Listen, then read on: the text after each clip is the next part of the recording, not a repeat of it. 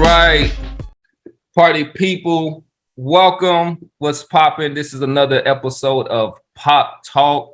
We are the pundits of pugilism. This is Professor Nim. I'm giving it up for my man, the Casual Rand. What's up? Boston Jared. Peace. And Coach Dave. All right, so we're going to jump right into the content for the day. And what has been all across the news wire has talked about your man Crawford, who has put a kibosh to the Crawford Spence fight, at least for this year, maybe forever. He has signed on to fight Avenesian on the BLK Prime. This is a pay-per-view fight at 39, I think 39.95. Yes. I don't know much about BLK Prime. Their site is not very impressive. You would kind of think that you might have tripped upon a porn site or something based on some of their of their images. But I think this is one. This might kind of go within the vein of kind of Terrence Crawford making some questionable business. I don't know about questionable business decisions. It's tough to make a 8-figure mistake in any kind of business, especially go ahead. Yeah, kind of speak on that. So we can talk about if these numbers are real. I'm not sure where they're going to be able to generate that, but what do you mean are the numbers real? This has been my problem with a lot of what I've heard from the Crawford haters, the aerosexuals, the pro Spence people. You know, if it was Spence getting $10 million to go fight on BLK Prime, nobody would have any questions at all. But because Terrence was able to do it, how are they going to do that? Well, where's the money coming from? Are they going to be bankrupt if they keep it? It's like, how do you know? Nobody knows anything about this company. I've never even fucking heard of these people. They could have the richest people in the world backing them. So that's my issue with the narrative. I mean, look, there are plenty of objective boxing people out there who are skeptical, and that's cool. I don't have any problem with that. But what I do have a problem with is the people who are the pro Errol Spence guys, the anti-Crawford people who are questioning the legitimacy of the funds and all that shit. Like, you have no fucking idea about this company. Nobody knows anything about this company. So there's no reason to doubt that the money they're offering is illegitimate. Like, I think that kind of speaks to some of our kind of reticence to kind of accept that, right? So it's not a well-established company. We know that their website doesn't look impressive. I'm looking at some of the movies that they do have on pay-per-view. So, but it might be Middle Eastern money that's kind of funding this or whatnot. But I mean, apparently, so we will say that. So Terrence Crawford has been guaranteed a $10 million payday. Right? Well, it said upwards of 8 figures is what I believe it said. So I don't get locked into this $10 million. Randy will come back a week from now and tell me it was $11 million, or it was 11.5. I believe what's being reported is upwards of 8 figures, which to me says at the very least he's going to make $10 million. That's what I've deduced from that. I don't know if anybody else wants to what their take on upwards of 8 figures means, but that's what that means to me. At least 10. And shit might be 11 or 12. We have no idea. It's a lot of fucking money. Wouldn't that? I mean, I don't want to count anybody's pockets, but I mean, wouldn't that represent, his like highest payday? More than double his highest payday. Well, maybe not double. I think he got 6 for Porter or something like that. And maybe he got 6 for Porter.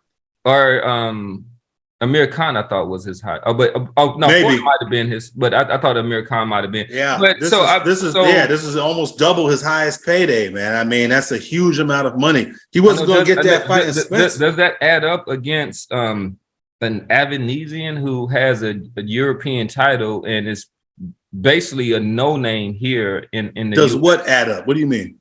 Do those numbers add up where a guy would get almost double his payday, his highest payday for a fight on a kind of nondescript pay-per-view prime subscription channel? This is the Al Heyman model. This is literally what Al Heyman did when he started commandeering. I tell you, let's be clear, this is not an Al Heyman. He started overpaying guys. Eddie Hearn did the same thing. It's the Al Heyman model. Eddie Hearn came in and started throwing big dollars at people. God bless him, and those are my people. Demetrius Andrade and them guys were getting $2 million to fight guys like Machai Soletsky and Arthur Countin Doku. I mean, this is not something that's unusual. We've been seeing this is something that Al Heyman started. Bob Arum and Oscar De La Hoya started. This overpaying fighters. Oh, come on, man. Yes, all right, go ahead. Overpaying fighters. Go ahead. It absolutely is. It's the Al Heyman model. He's the one that started doing this. Remember Al and Oscar tried taking him to court because he was saying he was gonna completely destroy the market because he's grossly overpaying guys. And he's been doing it. Other guys copied it because it works. I mean, these are guys that I guess got deep pockets and they're trying to make a splash. Nobody knew what Black Prime was before they offered Terrence Crawford upwards of 8 figures. Now they've got all kinds of advertising. Everybody knows who Black Prime is now within the boxing community, just off of this Terrence Crawford deal. And now they've got another guy. Say what you want about Adrian Broner, but he apparently believes in the money they're paying him. So we'll see. I don't think he has a lot of avenues to kind of turn. He's kind of burnt about every bridge that he's ever kind of. Are you sure? Are you sure, or was he contractually locked into something that he really didn't give him a lot of flexibility? I don't know. I'm just asking the question. I mean, you don't think Eddie Hearn would have paid a lot of money for him and Conor Benn? I mean, because that's a much more sensible fight. I don't think that he trusts Adrian Broner. I don't think that after his last debacle, he's somebody that is he literally pulled out of a fight. Was it a week before or 2 weeks before the fight? 2 days. 2 days before the fight. They had to kind of scramble to find another opponent, and that is disastrous. And it wasn't an injury, and I'm not making light of any mental health issues, but those issues just don't pop up the week of the fight. Well, Eddie Hearn has been covering up drug tests for the last couple of years, so I don't know that Eddie Hearn is in a position to be question the trustworthiness of anybody. I mean, we never got. We don't have evidence. Samples, and apparently, this kid Conor Benn has popped positive twice now, right? So I don't know that Eddie Hearn is in a position to be questioning anybody's integrity about what if fights are gonna go down or not. So all right, let's bring in the casual one. So you have been one of the kind of bigger critics of Bud Crawford, and I will have to say that I did have to capitulate a bit with some of this latest news. I'm just not really understanding some of his moves at this point, and they don't really kind of speak to legacy. And like, if you go out there and get your money as part of that. But I mean, what are your thoughts on these latest developments? Hold on, I want to address something that Jared just touched with Broner. Shit, I mean, pretty much crapping on a fight the day of, and then you still think that he should be marketable for that promotion company. Let's go back, real life or real life scenario. What was Dave? What was Supernova's name? Adrian Supernova. No. Shit. The one that passed. This is a different. The one that was in Atlanta. You talking about O'Neal? You talking about O'Neal? O'Neal Bell. O'Neal Bell was a champion. Yeah. And he sat down and didn't come out the corner, and he said he had vitiligo. He was blackballed after that, period. Right. No promotion, no nothing. That's when we met him, because he was on his comeback, trying to make a comeback fighting at Fort Myers, trying to come back into boxing, because after he sat down with vitiligo, he was blackballed. So what do you think a fighter that just say, yo, I got mental issues 2 days before the fight, after the promoter's done put all that money into that promotion, is going to do to that fighter?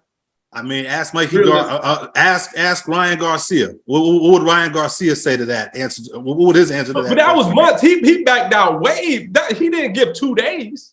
Okay, well, why don't we ask Jose Uzcategui, who popped positive for David Benavidez fight and is now getting a Benavidez fight again in a couple weeks. Like, hey, I mean, I just gave you an example, and then second.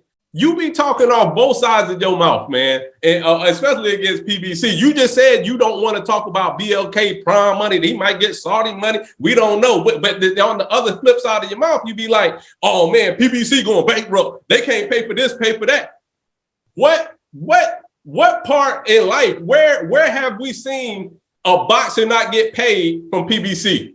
Or they put on a fight and they had to renege on a fight because they didn't have the finances to go through. I mean, Adrian Broner's out here talking about Al Heyman still got his money. We just talked about fucking crazy ass Adrian Broner. We just talked about it. So Floyd he ain't gonna be your source of information. Floyd Mayweather is out here fighting guys in Japan with no Heyman and no PBC. Is he PBC or is he a sanctioned fighter? Is that when he win that fight? Is he gonna go to 51-0, or is that an exhibition fight? It's an exhibition fight. So why are you talking about PBC and Floyd Mayweather? Because Floyd, you can't, according to Floyd Mayweather, you don't do business with. Come on, man. So tell me what Al Heyman say. You know what I'm saying? Al Heyman doesn't say anything. Well, then everything that's coming out your mouth about it is just pure conjecture at this point. No, it's not, because Tim Smith works for with Al Heyman, and according to Floyd Mayweather, you can't do anything with PBC unless you're doing it with me. He said Al Heyman is his second. Hold on one second. This is according to Floyd Mayweather. Al Heyman is like my second father. I talk to Al Heyman daily.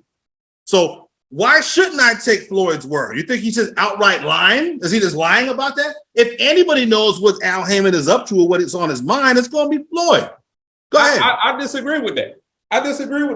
Because you know what I'm saying? Because right now, Floyd and Spence, they don't fuck with each other. You think Spence going to let Floyd have any negotiations in his contract? Has he ever?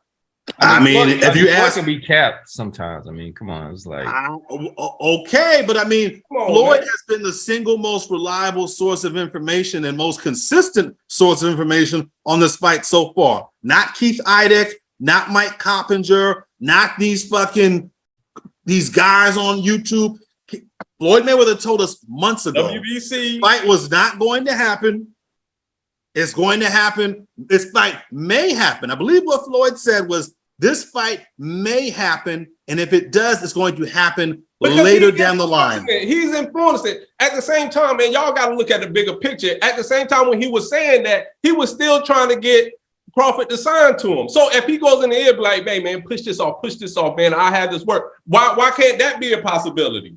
You keep giving us possibilities or this and that. Why can't it be on the other way around? Well, Mayweather actually trying to put the kibosh on it and be like, hey, man, push this out. Let me sign to me. And then in 2023, we can have the biggest fight in the world. Because he came out and he was like, after the Crawford fight was announced, Mayweather came out and was like, hey, man, y'all relax. When me and Pacquiao first was supposed to fight, we was only supposed to get like 1 million or something. But now when we did fight, it was like the biggest fight in the world. Showing me that he wants to let this shit cook.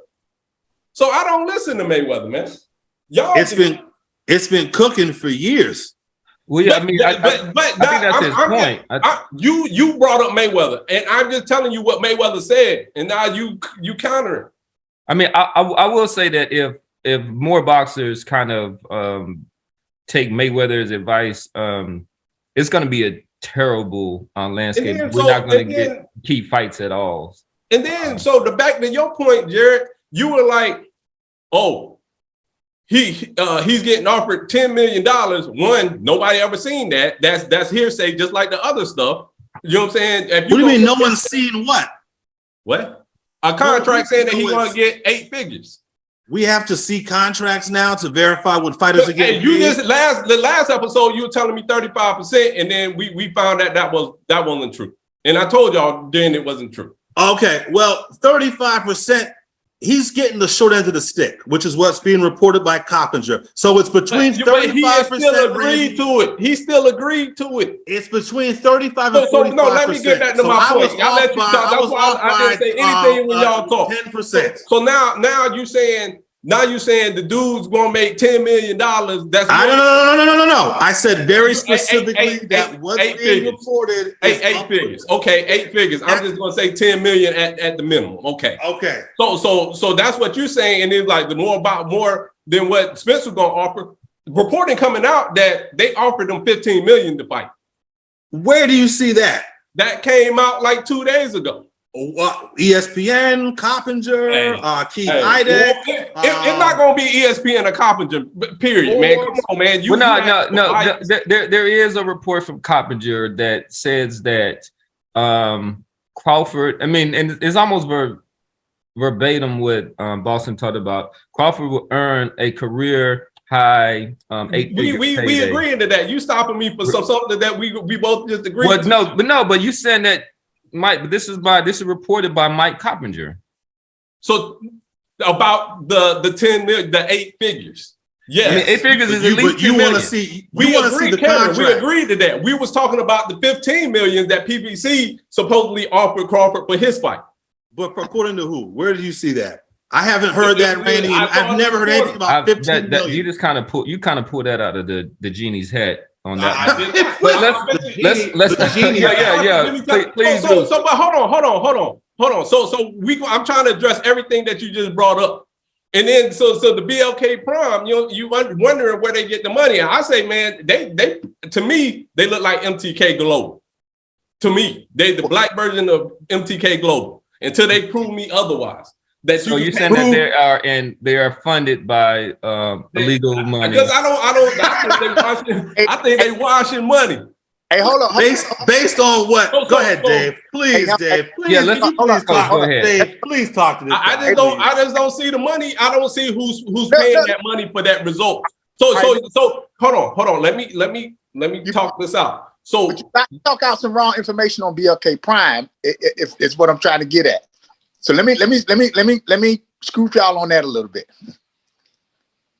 So, go ahead, but be careful what you say. No, please talk, Dave. No, I'm just saying that. I mean, we'll let the casual one close, but all right. Let me close. We can't have you dominate. I know you have, sticking your crawl, for Crawford, but like we got to let the pundits weigh in. I can say whatever I want to say.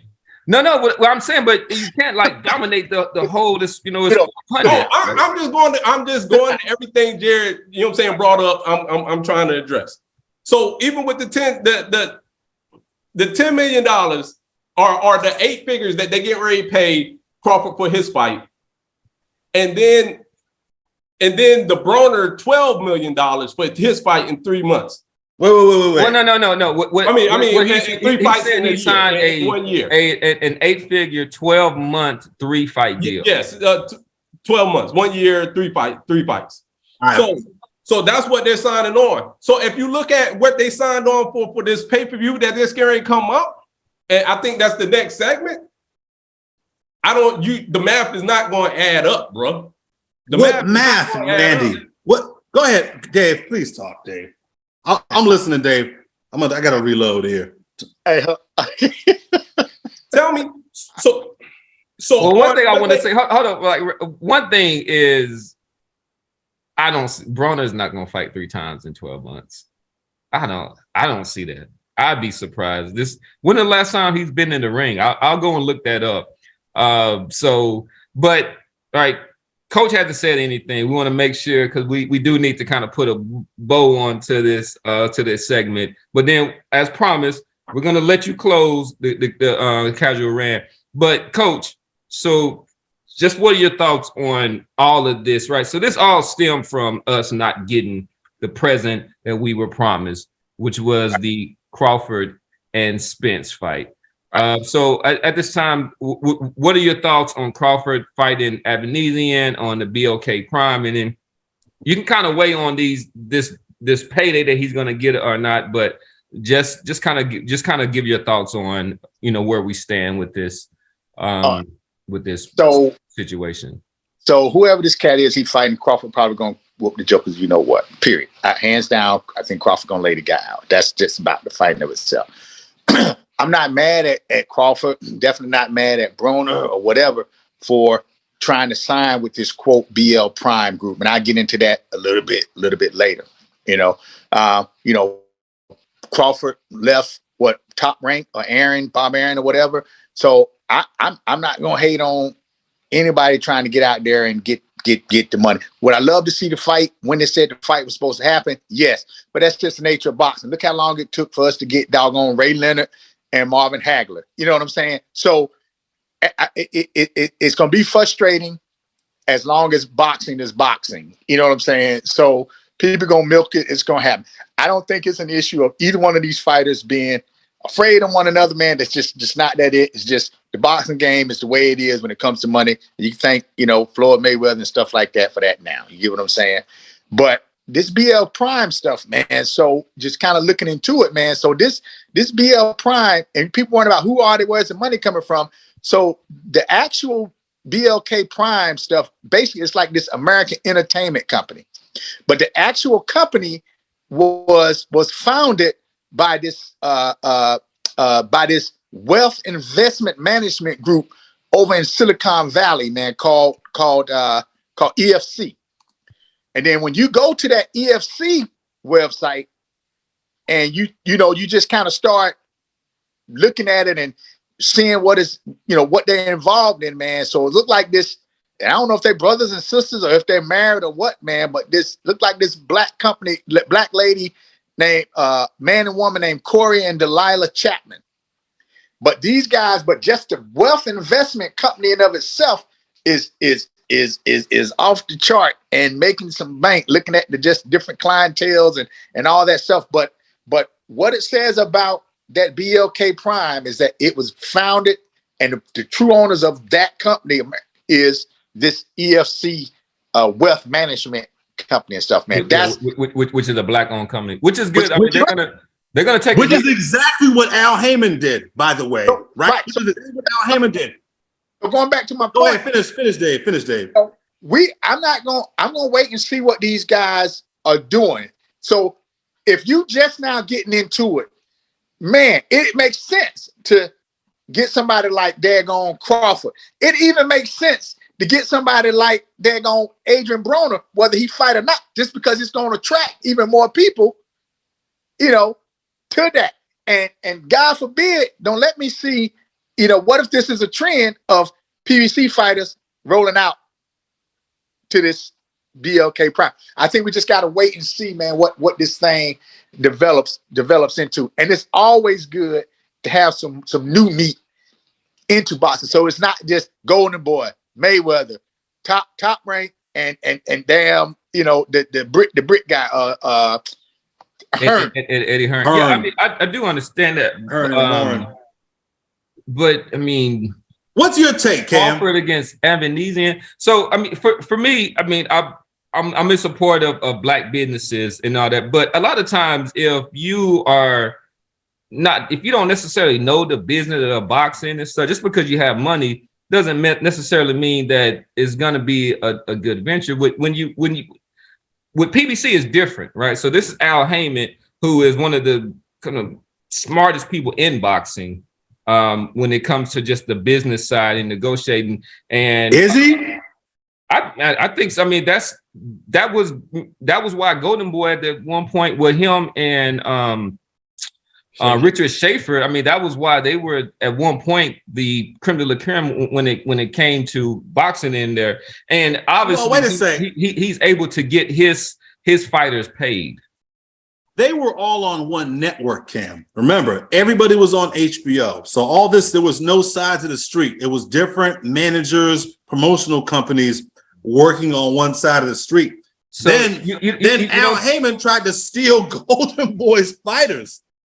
Yeah, I mean, I think it was him and kind of Richard Schaefer. But I think what they saw somebody at the time who was a very unstable head of the company, right? At that time, Oscar was going through a lot of different stuff, and I think that was part of the coup that they. I mean, it doesn't look good, but when you think about Floyd Mayweather, when he became Money Mayweather, that was a direct product of working with Al Heyman, and I think he will even say himself. And then when we talk about the business of boxing, you can say what you want to say about Floyd Mayweather, but nobody has really kind of done it better than him when it comes to that. But for the audience, Dave, just real quick, Cam, what was the name of that wealth investment? It was EFC. EFC.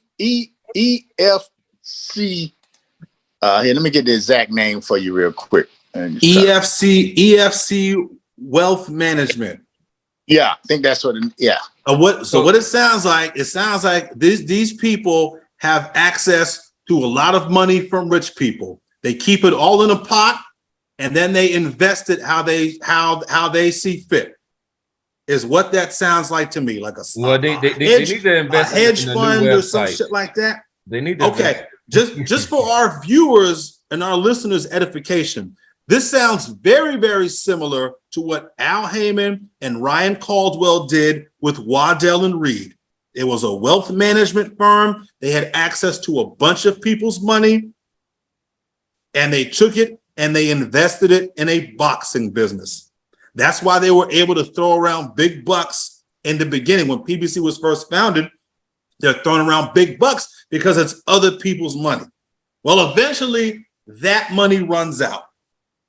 But why are you calling out the Zone? Because the Zone did the same thing. I did call out the Zone. You ain't mentioned the Zone this whole episode. I've mentioned it before, or I may have mentioned it on air because I have. So I want to go back to the crux. You know what I'm saying? All right. So I don't hold nothing against Black Prime with this, and why I say I don't is because who was I listening to? Shout out to Boxing Ego. Boxing Ego. Oh my God! So that I see what the fucking problem is. No, but because it no matter who says it, but he found a interview of Avenesian's trainer saying that like during the Porter time, Crawford was trying to make a fight with him when he was still with Top Rank. That he was scheduled trying to make a fight with Avenesian then. So who was with Top Rank? Come out of smoke. Crawford. So Avenesian didn't just come out of nowhere. He's been trying to plan a fight with this guy. Yes. Do you know why? Because his career shows that he goes against the least passages. No, that's not why. The reason why you want to tell me because all them people signed the PBC and they ain't gonna fight him, and then Ortiz is signed to so and he ain't gonna fight him. Well, that's actually factually accurate. That's not something I'm just saying. It's actually accurate. The other reason is because Frank Warren and Bob Arum have a relationship vis-a-vis Tyson Fury. Frank Warren, who is the owner of Queensberry Promotions. Do you know who David Avenesian's promoter is? Queensbridge. It's Frank Warren. So if you're Bud Crawford and you're signed to Top Rank and you don't have access to any welterweights, you only have a few directions to go. And David Avenesian was a viable fight. I'm not saying it's a good fight.